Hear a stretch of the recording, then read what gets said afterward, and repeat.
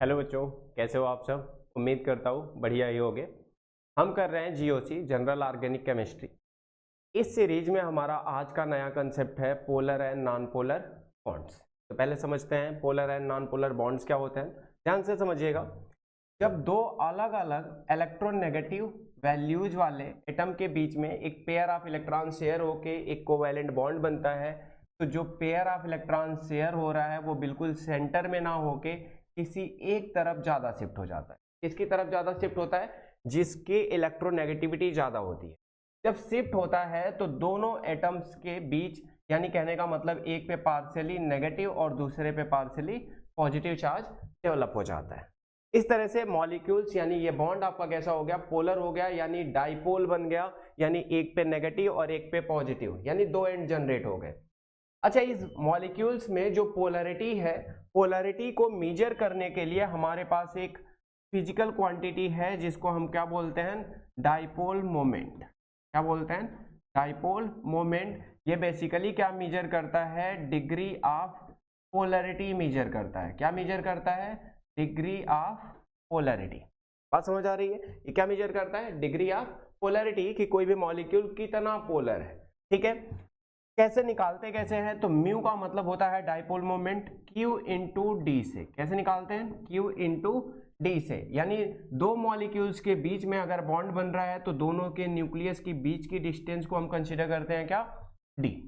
यानी इसके बीच की डिस्टेंस को हम D कंसीडर कर लेते हैं। और ऑब्वियसली यहाँ पे जो चार्ज जनरेट हो रहा है ये दोनों क्या होगा? मैग्नीट्यूड में सेम होगा, जितना पॉजिटिव उतना ही नेगेटिव। तो यहाँ पे जो इसका मैग्नीट्यूड होगा उसे सपोज कर लो हम क्या कंसीडर कर रहे हैं? Q coulomb.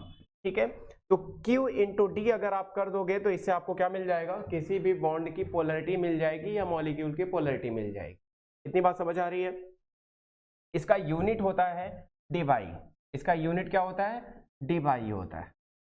ठीक है, इसका यूनिट डिवाई होता है, कैपिटल डी से रिप्रेजेंट करते हैं। एक डिवाई इक्वल टू होता है 3.34 into 10 to the power -34 coulomb metre.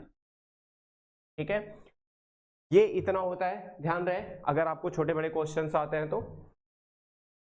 ये तो आपको बात समझ आ गई कि बॉन्ड कैसे पोलर होता है। तो एग्जैक्टली ऐसे ही सपोज करो नॉन पोलर क्या होते हैं? तो दो सेम इलेक्ट्रोनेगेटिव वैल्यू के पास, दो सेम इलेक्ट्रोनेगेटिव वैल्यू वाले दो एटम के बीच में अगर पेयर ऑफ इलेक्ट्रॉन शेयर होकर कोवैलेंट बॉन्ड बनता है तो सोच के देखो, दोनों की पावर क्या है? सेम है। शेयर्ड पेयर इलेक्ट्रॉन बिल्कुल सेंटर के बीच में होल्ड होगा, ना किसी तरफ भी नहीं शिफ्ट होगा।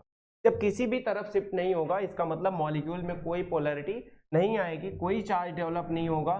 तो ऐसे मॉलिक्यूल्स को हम क्या बोलते हैं? नॉन पोलर मॉलिक्यूल, या ऐसे बॉन्ड को हम क्या बोलते हैं? नॉन पोलर बॉन्ड्स बोलते हैं। इतनी बात क्लियर है सबको? ठीक है, तो कुछ एग्जांपल लेके हम चेक करते हैं कि बहुत सारे ऐसे मॉलिक्यूल्स होते हैं जिनके बॉन्ड पोलर होने के बाद भी वो क्या होते हैं? नॉन पोलर होते हैं। एग्जांपल के तौर पे जैसे सपोज करो BF3। ठीक है, अगर इसकी बात करें तो यहाँ पे ध्यान दीजिएगा, बोरान के साथ 3 फ्लोरीन एटम आपके क्या हो जाते हैं? कंबाइन हो जाते हैं। 3 फ्लोरीन एटम अगर कंबाइन हो रहे हैं, अब यहाँ पे हम हर एक बॉन्ड की जो पोलैरिटी है उसे वेक्टर सम से दिखाते हैं, वेक्टर से दिखाते हैं। तो फोर्स की जो डायरेक्शन होगी हमेशा मोर इलेक्ट्रोनेगेटिव की डायरेक्शन में, इलेक्ट्रॉन का डिस्प्लेसमेंट उधर की तरफ ही हो रहा है तो एरो उधर रहेगी। इसी तरह से इस वाले में इधर की तरफ और इसमें इधर की। अब ध्यान दीजिएगा, ये जो फोर्स होते हैं ये वेक्टर क्वांटिटीज होते हैं, और ये अगर आपके अलग अलग एंगल्स पे हो तो हम इनका हमेशा क्या लेते हैं? रिजल्टेंट वेक्टर कंसीडर करते हैं। क्या लेते हैं? रिजल्टेंट वेक्टर, जो कि इस डैश वाली लाइन पे लाई करेगा। तो अगर इन दोनों का हम रिजल्टेंट वेक्टर निकालेंगे तो सपोज करो वो इस पे आ जाएगा। अब ये वाला वेक्टर आपका और ये वाला क्या है? इक्वल और अपोजिट होंगे। इक्वल और अपोजिट होंगे तो एक दूसरे को क्या करेंगे? कैंसिल आउट करेंगे, और यहाँ पे पोलैरिटी क्या हो जाएगी? 0 हो जाएगी। मतलब इसके बॉन्ड पोलर होने के बाद भी ये मॉलिक्यूल आपका क्या है? नॉन पोलर है। इतनी बात समझ आ रही है? ठीक है, कुछ और एग्जांपल ले लेते हैं। एग्जांपल के तौर पे जैसे सपोज करो अगर आप कंपैरिजन करना पड़ गया NH3 और NF3 में, तो आप ध्यान रखोगे यहाँ पे जैसे NH3 की अगर आप बात करते हो तो NH3 पे एक पेयर ऑफ इलेक्ट्रॉन, इसका वेक्टर हमेशा दूर रहता है। तो लोन पेयर इलेक्ट्रॉन्स होंगे उसकी वजह से भी एक फोर्स होगा, लेकिन वो सेंटर से हमेशा दूर रहेगा। 3 पोलर बॉन्ड्स हैं हाइड्रोजन के साथ, नाइट्रोजन और हाइड्रोजन में नाइट्रोजन की पोलैरिटी ज्यादा है, इसलिए वेक्टर की डायरेक्शन हमेशा नाइट्रोजन की तरफ रहेगी, नाइट्रोजन की तरफ रहेगी। यहां ध्यान दीजिएगा तीनों अलग अलग एंगल पे वेक्टर्स हैं, तो जब इनका रिजल्टेंट वेक्टर निकालोगे तो एक तो ऊपर की तरफ और लोन पेयर की वजह से ये ऊपर की तरफ है ही, तो ये दोनों जब सेम डायरेक्शन में होंगे तो यहाँ पे वेक्टर सम हो जाएगा, यानी फोर्सेज ऐड हो जाएंगे। इतनी बात समझ आ रही है? यानी यहाँ पे डायपोल मोमेंट आपका जीरो नहीं होगा, लेकिन फिर भी पोलैरिटी मतलब बढ़ेगी। क्यों? क्योंकि सारे बॉन्ड का जो रिजल्टेंट फोर्स है वो क्या हो रहा है, ऐड हो रहा है। NF3 की अगर बात करोगे तो ध्यान दीजिएगा यहाँ कंपेयर में लोन पेयर की वजह से वेक्टर ऊपर की तरफ और यहाँ पे 3 फ्लोरीन एटम्स अटैच होंगे। फ्लोरीन की इलेक्ट्रोनेगेटिविटी ज्यादा है, इसका मतलब है कि इस बॉन्ड में फोर्स की डायरेक्शन आपकी नीचे की तरफ रहेगी। नीचे की तरफ अगर आप बात करोगे यहाँ पे, ठीक है, तीनों वेक्टर्स का सम जो आएगा वो हमेशा किस डायरेक्शन में आएगा, नीचे की तरफ आएगा इनका मैग्नीट्यूड, और एक फोर्स आपका क्या है, ऊपर की तरफ। अब ये इक्वल और अपोजिट फोर्सेज नहीं है, लोन पेयर की वजह से एक डिफरेंट मैग्नीट्यूड का फोर्स ऊपर की तरफ होगा, नाइट्रोजन फ्लोरीन की वजह से एक डिफरेंट मैग्नीट्यूड का नीचे। जब दो डिफरेंट मैग्नीट्यूड वाले फोर्स क्या हो अपोजिट डायरेक्शन में तो सब्ट्रैक्ट होते हैं, बट यहाँ पे पोलैरिटी जीरो नहीं होगी, कुछ ना कुछ मैग्नीट्यूड आएगा ही। लेकिन हाँ, जब कंपैरिजन की बात होगी तो ध्यान रखना NH3 की पोलैरिटी NF3 से क्या होती है, ज्यादा होती है। इतनी बात क्लियर है? तो इस तरह से हम पता करते हैं कि कौन सा मॉलिक्यूल क्या है, पोलर है और कौन सा नॉन पोलर। अब अगर ऑर्गेनिक कंपाउंड्स का मैं एक एग्जांपल लूं तो एक छोटा सा एग्जांपल कंसीडर कर लेते हैं, जैसे CH4 CH3Cl CH2 Cl2 CH Cl3 and CCl।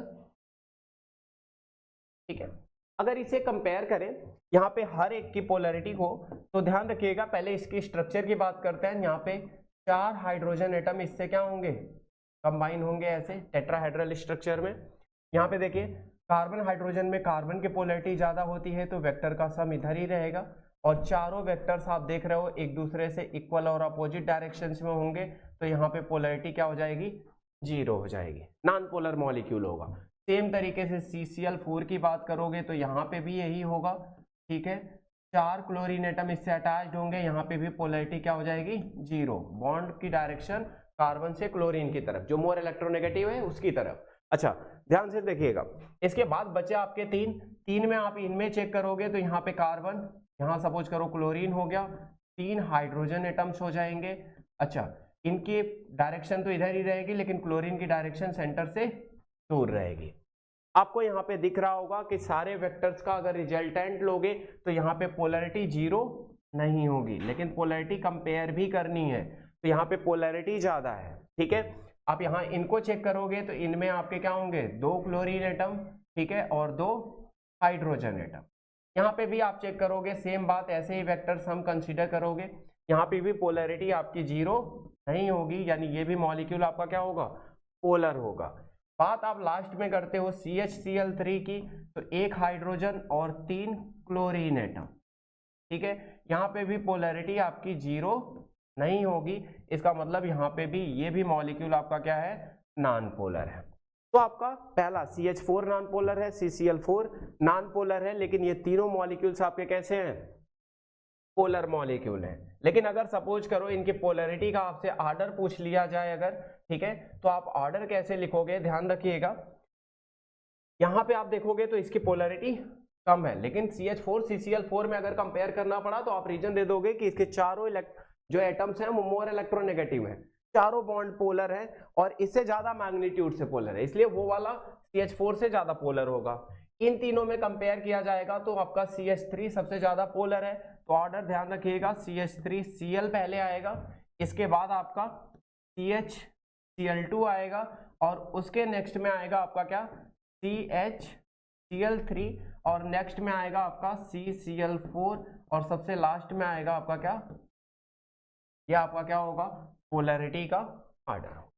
तो इस तरह से ऑर्गेनिक कंपाउंड्स में भी आपको पोलैरिटी वगैरह कंपेयर करने के लिए आएगी, आप कर लेंगे अच्छे से। तो आज का कंसेप्ट हमारा यहीं खत्म होता है, मिलते हैं अगली वीडियो में एक नए कंसेप्ट के साथ, तब तक के लिए जय हिंद।